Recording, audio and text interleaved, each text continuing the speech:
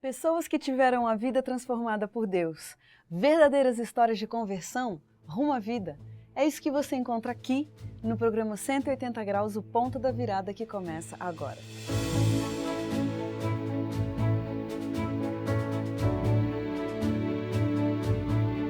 Quando sentimos o toque de Deus na vida, uma mudança acontece.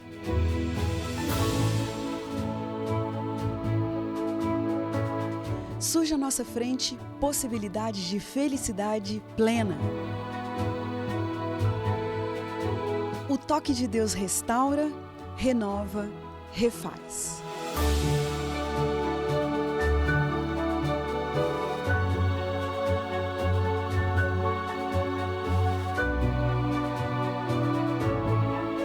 Hoje conheceremos uma pessoa que experimentou essa graça maravilhosa.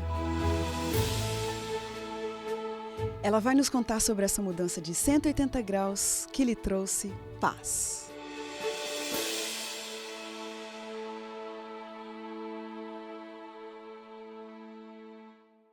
Filho de mãe solteira, Felipe Feitosa sempre gostou de radicalidade, skate e aventuras. Logo cedo, começou a encontrar espaço e aceitação nas ruas, já que em casa as coisas não iam nada bem. Na adolescência, olhava para os prédios da grande São Paulo, via as pichações dali e sonhava em alcançar aquelas alturas onde seus super-heróis deixavam sua marca. Resultado: de uma forma diferente, inconsequente e delinquente, ele acabou conquistando fama, dependurado em arranha-céus e deixando ali a marca da sua facção.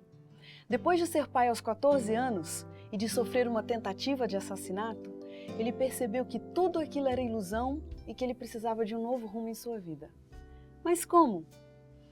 Assim mesmo, cheio de piercings, brincos, correntes, amando a música rap, ele teve um encontro com Deus e hoje ele sabe o que é ser aceito de verdade e ter a vida transformada em 180 graus. Felipe Feitosa, que prazer ter você aqui com a gente para contar um pouquinho mais dessa história. Que coisa impressionante. Obrigada porque você está aqui, Felipe. Eu que agradeço. Se você pudesse dizer para a gente pelo que foi marcada a sua infância, você diria o quê?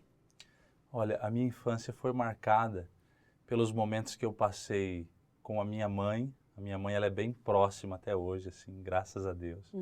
E os primeiros momentos que eu tive, assim, que eu me lembro, e a infância a gente não lembra muita coisa, né? Mas eu me recordo que eu fui criado junto com a minha avó. Depois de um tempo, a minha mãe, meu pai alugou uma casa para ela. Então ela foi para essa casa e nós vivemos ali junto com meu pai até mais ou menos uns 2 anos de idade. Depois eles tiveram uma briga, o meu pai junto com ela. E eu me recordo dele falar que ia embora. E então eu nunca mais tive a oportunidade de conviver com ele. Então isso assim marcou bastante a minha infância, foi algo que marcou. Mas quantos anos você tinha mesmo nessa época? Por volta dos 2, 3 anos no máximo. É mesmo? Assim. E você está me dizendo que você se lembra dessa frase do seu pai? Lembro. Que coisa impressionante, né? É porque marca mesmo, né? Marca. Ouvir um pai falando isso. E daí, sua mãe se casou de novo? Sim, quando eu tinha aproximadamente 5 anos de idade, ela se casou. E desse casamento, né, quando eu fiz por volta dos 13 anos de idade, eu briguei com a minha irmã um dia e o meu padrasto não gostou, ele bateu em mim e eu falei algo assim, sem pensar, porque adolescente às vezes fala o que vem na cabeça, e eu disse para ele que ele não era meu pai. E aquilo feriu bastante, só que o tratamento dele para comigo foi assim, muito rude. Eu às vezes estava na sala, ele ia para a cozinha, eu estava na cozinha, ele ia para a sala. Às vezes a minha mãe ia sair com ele e eu não podia acompanhar. Então foi aí que eu comecei, né, a viver um pouco mais nas ruas. E o casamento dos dois, como era? Olha, inicialmente foi um bom casamento, né? Eles tiveram ali bastante dificuldade, mas depois se estabilizaram. Mas o problema foi mesmo entre você e ele? Foi entre eu e ele. E aí, o que você começou a fazer? Já que quando você estava em casa, se você estava na sala, ele ia para a cozinha. Se você estava na cozinha, ele ia para a sala. Como você resolveu essa situação? Então, eu não tinha muito ambiente em casa, né? E eu acredito assim que todo adolescente ele tem que conquistar o seu espaço. Então, como eu sempre gostei muito de esportes radicais e aventuras, né? Eu nasci no centro de Guarulhos. Muitas vezes eu abria a janela a janela de casa e ali eu via algumas pichações em cima de prédios e eu sonhava com aquilo de um dia subir também e deixar a minha marca para aparecer de alguma forma. Que coisa! E na escola, eu sempre estudei em escola estadual, né? Então, na escola, os alunos ali já tinham também essa vontade, né, de deixar a sua marca e treinávamos letras. Na escola mesmo? Na escola estadual, em Guarulhos, que eu estudava. Antes de você descobrir um pouquinho mais desse mundo, quais eram os tipos de brincadeiras comuns ali para uma criança que nasceu no centro de Guarulhos? Era andar de skate, andar de patins, a gente descia muita ladeira, né, com patins, com skate, e eu gostava de algo assim que deixava minha mãe bastante preocupada, que eu gostava de pegar rabeira bastante em ônibus. Olha só. E minha mãe sempre teve muito trabalho comigo. Nossa. Eu imagino, Felipe, eu imagino. E aí você treinando ali na escola, né, as letras e tal, como é que aconteceu essa sua inserção? No início, a gente aprendeu na escola, que sabe aquele nuguete de passar no sapato? Aquilo ali dava para fazer na parede também. E aí eu comecei fazendo no muro de algumas casas, depois a gente vai subindo em alguns beirais. E o mundo da pichação, você pode frequentar festas, conhecer, às vezes, pessoas em shoppings.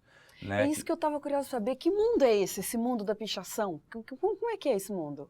Então, e muitas vezes, assim, que eu ia nos shoppings, antigamente não tinha tanta lan house como tem hoje. E o perigoso do passado era fliperama, né? Minha mãe sempre me aconselhava, olha, não fica no fliperama e tal.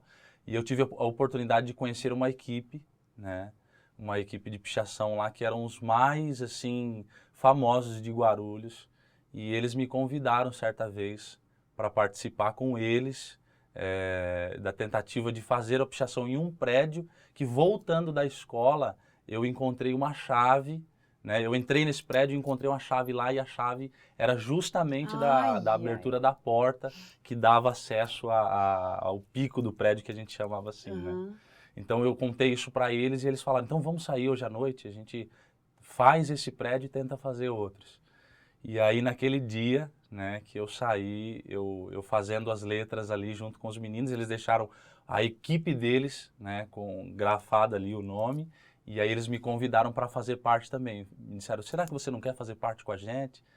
E aquilo ali foi assim, tudo para mim, porque... E você se achou o máximo? Me achei o máximo. Porque eu me senti pertencente a um grupo que era, assim, muito famoso.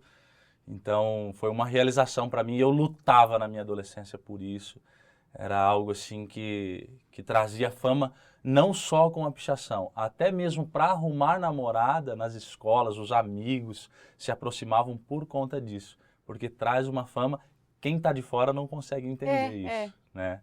Mas hoje é algo assim que até hoje é muito forte em São Paulo. Durante isso. quanto tempo que você ficou apaixonado por esse mundo? Olha, dos 13 anos até mais ou menos uns 15 anos. Até a idade dos 15 Felipe, anos. que risco, Felipe. Que riscos que você corria? Você, na sua cabeça, conseguia perceber esses riscos? Não, eu não conseguia perceber esses riscos, mas corria muito risco. Por exemplo, cita pra gente. Olha, para conseguir entrar em um prédio, a gente tinha que invadir, né? Algumas vezes eu fazia amizade com algumas pessoas, por exemplo, algum jovem da minha idade, que era um pouco mais inocente, falava um pouco sobre videogame ali com ele e tal, e aí acabava entrando no assunto do prédio. O seu prédio tem ping-pong, tem alguma área de lazer, alguma coisa? Ah, tem.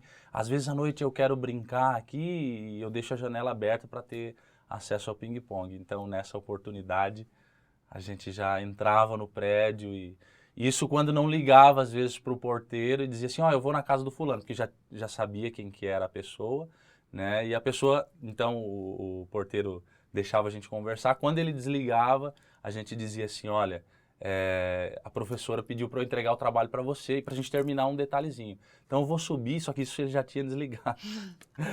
E aí então a gente subia Além desses riscos, existia também essa rivalidade entre as facções? Vocês corriam riscos entre vocês mesmos? Sim, sim, porque é uma competição, né? É um mundo assim bem competitivo. Então existem festas que cada grupo, cada facção que tem uma gangue que tem o seu nome, faz festas e conforme alcança lugares mais altos, e no nosso caso era prédios, porque a gente era especialista em fazer prédios, pichação em prédios, então isso causava inveja em outras facções. Então, por muitas vezes isso dava briga. Existe uma certa regra, né, que quando você faz, por exemplo, o nome em um lugar, outra pessoa não pode fazer em cima. Então, isso já deu muitos problemas por causa disso. Você, inserido dentro desse mundo, né? Deixava isso claro para sua mãe? Ela percebia? Qual era a reação dela? No começo, ela não sabia, eu escondi. Só que a minha mãe, ela é muito esperta, né? Ela pegou uma Como vez, todas, como né? todas as mães, ela pegou assim numa conversa com um amigo, ela pôde perceber. E aí eu abri o jogo com ela. Só que, infelizmente, a minha mãe, como ela estava me criando sozinha em casa, ela não tinha apoio do meu padrasto, ela não conseguiu ter o controle, assim. Entendi. Dentro da sua casa, Felipe, vocês tinham algum tipo de educação religiosa, princípios morais? Como é que... Não, Não. nós não tivemos, eu particularmente não tive, né? A minha mãe, antes de vir para cá, para São Paulo, porque a família da minha mãe, eles vieram tudo do Rio Grande do Norte, da cidade de Mossoró. Tá. Então, quando eles chegaram aqui, eles frequentaram uma religião protestante e a minha avó, materna, que eu não conheci, quando ela faleceu, eu não lembro se era um ancião, algum líder dessa igreja, assim que minha avó estava descendo ali o caixão, eles mencionaram o seguinte: que pena que ela não estava na igreja, não vai ser salva. Então a minha mãe ficou com um trauma, ela tinha 12 anos de idade apenas, ela ficou com um trauma muito grande e ela colocou na cabeça dela que se ela tivesse um filho, ela não ia querer ensinar religião nenhuma. É mesmo? E só quando eu crescesse, se eu quisesse, então eu teria alguma religião. Que coisa impressionante. Felipe, por que os 14 anos foram marcantes na sua vida? Eu estava na 8ª série e por conta desse mundo que eu vivia de pichação, eu namorei com uma moça muito rápido. Foram um namoro assim de 5 meses e ela engravidou. Só que a gente terminou muito rápido esse namoro e um dia chegaram na escola e disseram assim para mim, eu estava na 8ª série, pensando, era Imagina. muito novo. E disseram para mim, olha Felipe, a sua filha nasceu. Ai, ai, ai, ai, ai. Espera. Que negócio é esse? Um garoto de 14 anos. Você já sabia que ela estava grávida? Então, quando ela me comunicou que estava grávida, eu achei que fosse mentira, porque eu já estava namorando com outra pessoa. Ai, E o ai, nosso namoro ai. era um namoro assim, meio que de balada, sabe? Era comum eu ficar com outras meninas e ela com outros rapazes. Tá tudo atrapalhado nessa história. Pois é, E aí você pensou que o filho não era seu? pois é. Duvidou um Até pouco? que eu fui à casa dela, junto com a minha mãe. Falei, mãe, vamos comigo, porque se for realmente minha, você vai saber. E quando a minha mãe chegou lá e eu vi a menina assim pela primeira vez, a minha mãe falou, filho, é sua filha mesmo. Ela tem uma pintinha assim, igualzinha a minha. Hoje ela tem 14 anos de idade. E se você vê ela, você me vê assim, é impressionante. Ai, ai, ai. E aí eu comecei a pensar, não, eu preciso dar exemplo para essa moça, né? Puxa vida, mas um garoto nessa situação, com uma filha, 14 anos, e querendo dar alguma condição para essa filha. Só que é difícil porque assim, Imagino. os hábitos que eu tinha, né? Você pensou em parar de trabalhar, parar de estudar para trabalhar?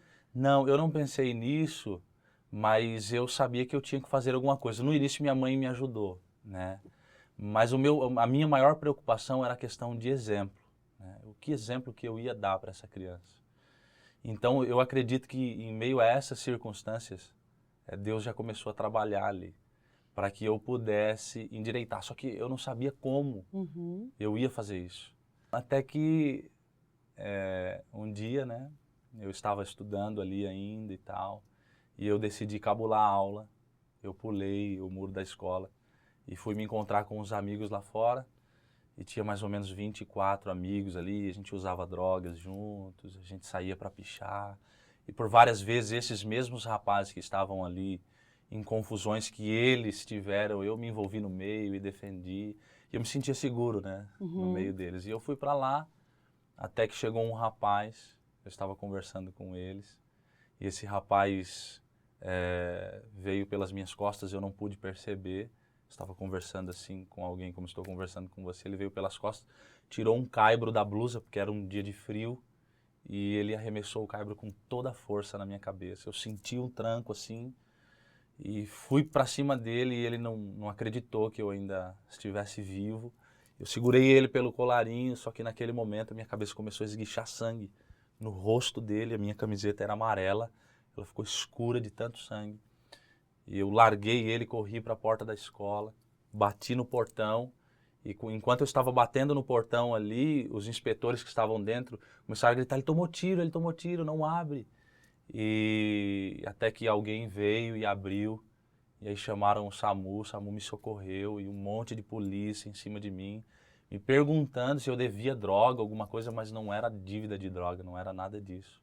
Foi justamente por causa da pichação, por causa de inveja de pichação e de uma confusão, que depois eu fiquei sabendo disso, que um amigo meu havia batido nesse rapaz, quase assassinou ele. Ele quis se vingar, mas eu não tinha nada a ver, mas era porque eu era dessa equipe. E aí, então, ele me pegou pelas costas e faltou muito pouco para que eu morresse naquele dia. Felipe, sua situação estava difícil, hein? Naquele momento estava complicado. Tá. O que aconteceu na sua vida que você teve uma virada de 180 graus? Olha, quando aconteceu isso e eu cheguei em casa, eu tomei 12 pontos na cabeça. Era para ter ficado mais tempo no hospital, só que os médicos me liberaram muito rápido, porque era um hospital público, toda hora chegava gente que tinha tomado tiro, que tinha acontecido alguma coisa grave. E como eles tiraram um raio-x na minha cabeça, não deu traumatismo craniano, eles me mandaram para casa. Eu cheguei em casa, minha mãe assim ficou, assim, não acreditava no que tinha acontecido. Imagino. E eu pude perceber que eu não tinha amigos, né? Porque tinham mais de 20 amigos meus ali e ninguém fez absolutamente nada. Olha. E eu comecei a pensar, puxa, pior do que um inimigo são falsos amigos, né? Então eu preciso mudar. E a minha mãe falou assim: olha, filho, eu não quero mais deixar você naquela escola. E isso coincidiu exatamente com o nascimento da bebezinha? Sim, tinha um mês que minha filha tinha nascido tá. ali. E aí minha mãe me mudou de escola. Quando eu cheguei nessa outra escola, eu conheci alguns rapazes que tinham o mesmo gosto que eu, né? Gostava de rap, gostava de fazer grafite. Eles não eram pichadores, mas eles gostavam de fazer grafite, que é uma arte que não é proibida. E então a gente começou a conversar. Eu contei toda a minha história para eles e a gente então teve a ideia de montar um grupo de rap, né? E eu disse para eles: olha, foi Deus que me livrou dessa situação, porque era para eu ter morrido. Então, a partir de hoje, a gente vai tentar, de alguma forma, com alguma estratégia, alcançar os jovens para tirar eles desse mundo. E esse caminho vai ser o rap. A gente vai tentar descobrir o que Deus quer para a nossa vida, estudando a Bíblia para a gente fazer as letras de rap. Eu não acredito! Mas de onde você tirou essa ideia? Porque já existiam alguns grupos de rap gospel, né? Então eu pensei, eu preciso cantar isso, eu preciso mostrar isso para as pessoas. A experiência que você teve foi tão forte. Justamente. Mas é impressionante você ter tirado Deus do meio dessa situação toda. E vocês montaram esse conjunto? Montamos esse conjunto. E assim que montamos esse conjunto, nós começamos a procurar algumas igrejas. Eu frequentei várias igrejas. Só que por alguns motivos que só Deus sabe, né, eu não consegui ficar nessas igrejas. A primeira eu me lembro porque era longe e eu tinha que ir de ônibus, eu passava por baixo da catraca para poder chegar até essa igreja. Só que... Pequenininho assim, né? Como assim? Pequenininho como você é. Eu já tinha 14 anos, eu era enorme já. Então, isso que eu tô imaginando. Eu imagino você passando embaixo de uma catraca. Só que em Guarulhos eles fizeram uma catraca muito baixa. Depois de um tempo eles aumentaram e não dava mais. E aí fui para outra igreja. Quando eu cheguei nessa igreja, o pessoal usava droga lá, fumava maconha dentro da igreja. Eu falei: não, eu não quero mais essa vida para mim, então isso não serve para mim. E fui para outra igreja. E aí também não deu certo. E um dia minha mãe andando na feira, era sexta-feira lá em Guarulhos, tem uma feira próximo de um bairro lá chamado Monte Carmelo, nós morávamos lá.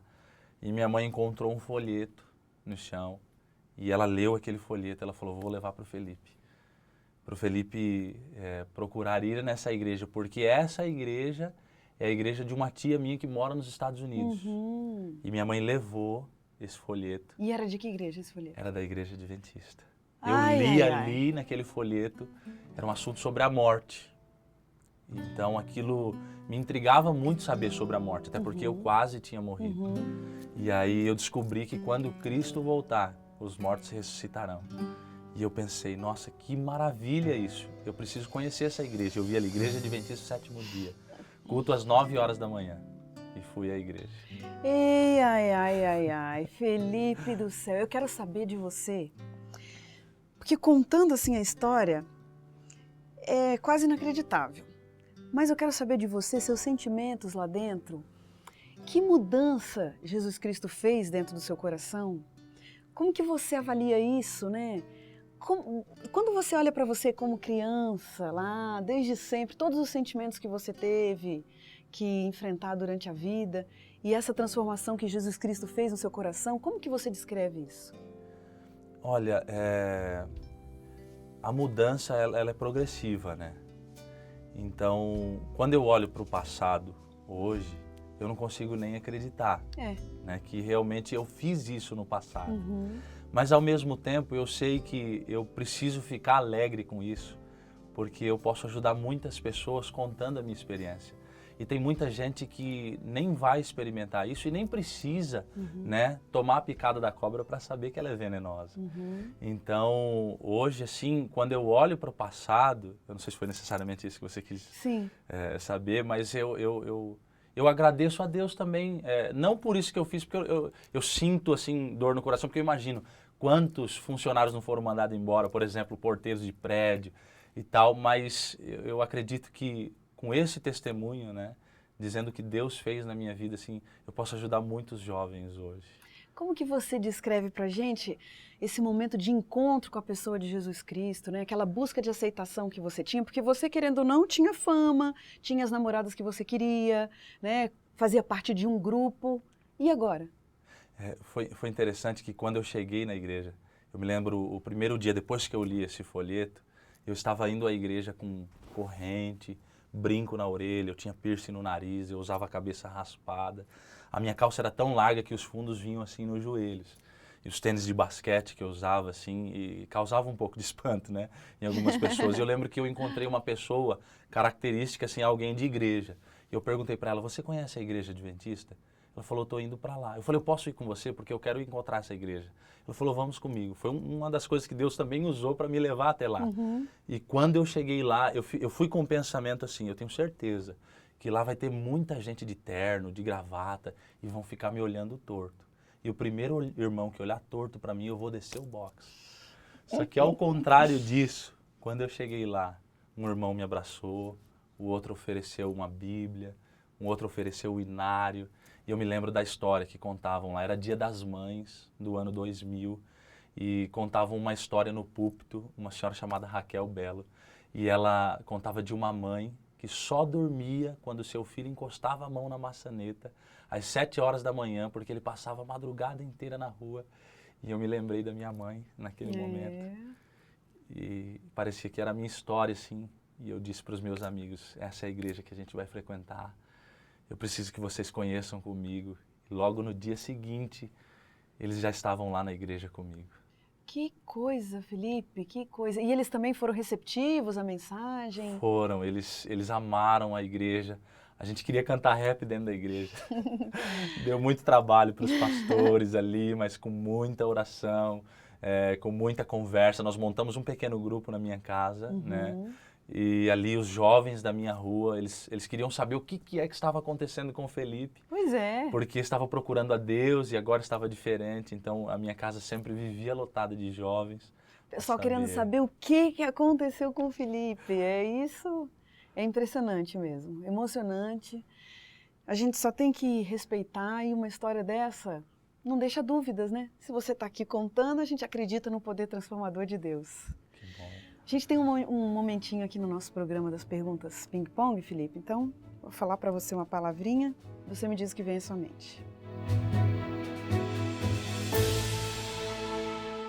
Deus. Meu pai. Um mistério. A morte de Cristo. Um medo. O Senhor é meu pastor, nada me faltará, eu não tenho medo algum. Fama. Ilusão. Dinheiro. Necessário. Perdão. A maior lição que um ser humano pode ter. Pecado. Catastrófico. Um privilégio. Fazer parte do reino de Deus. Um pedido. Senhor, salva a minha família, especialmente aqueles que ainda não fazem parte do seu reino. Uma grande verdade. Cristo morreu por mim e eu sou extremamente grato a Ele pelo que Ele fez, mesmo sem eu merecer. Uma grande mentira. De que a gente não pode caminhar com Deus. Liberdade. Fazer a vontade de Deus, viver no reino de Deus. Envelhecer. Acho que o salário do pecado, né? Um versículo da Bíblia que te acompanha. Gálatas 2:20. Já não sou mais eu quem vivo, mas Cristo vive em mim. É, meu amigo, que essa verdade se cumpra na sua vida, que esse seja o seu testemunho a cada dia. E tudo de bom para você, para sua família, para seus filhos. Muito obrigado porque você está aqui com a gente. E a gente termina o programa 180 Graus, o ponto da virada, feliz por esse testemunho incrível. E como diz o texto bíblico, era preciso que nos regozijássemos e nos alegrássemos, porque esse teu irmão estava morto e reviveu, estava perdido e foi achado. Um grande abraço para você e até o próximo programa.